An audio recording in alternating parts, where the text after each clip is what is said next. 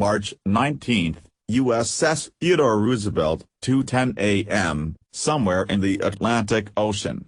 A massive aircraft carrier of grayish color with a distinctive numerical designation on the navigating bridge pierced the wild high waves of the Atlantic Ocean. The night sky was bright, dotted with thousands of golden stars resembling this build. Birthday glitters on a dark blue carpet. The moon looked like a largely abandoned pearl and made a company to a giant colossus rocking on the surface of a stormy sea. Most sailors slept in three-story bunk beds and tiny quarters under the deck. Only a few dozen soldiers had a night shift.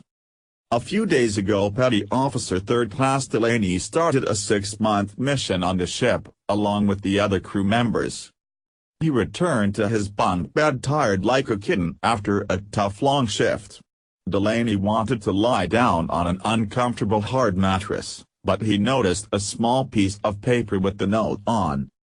Meeting at 2:20 a.m. in the rear, the message stated. Sheepish Delaney looked around incredulously at the narrow quarters with bunk beds mounted to the floor and the wall. All sailors were asleep, trying to sleep, or simply pretending to sleep. Edwin Delaney checked the current time on the watch from his wife, 10 minutes to the meeting left. He originally did not want to go there, his feet were lead and he fell asleep standing. He thought for a moment whether to go or not to go. Delaney decided to go and find out who invited him to the meeting. He was extremely curious. It could also be his direct superior, so he wouldn't really like to miss any order. Petty Officer Delaney moved to the rear of the aircraft carrier with the brisk footsteps down the incredibly narrow corridors on the terribly steep connecting stairs. When he got there, he did not see anyone while his eyes tried to get used to the darkness that was omnipresent. Only the United States flag flew proudly in the strong wind.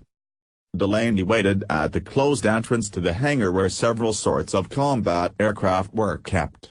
He was already about to leave, rubbing his red eyes, and suddenly 3 male muscular figures appeared in special unit camouflage t-shirts and pants out of nowhere.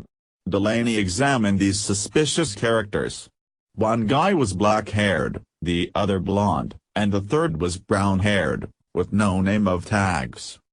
He did not know either of them, so did not quite understand what it was about. Probably a bad joke, he concluded.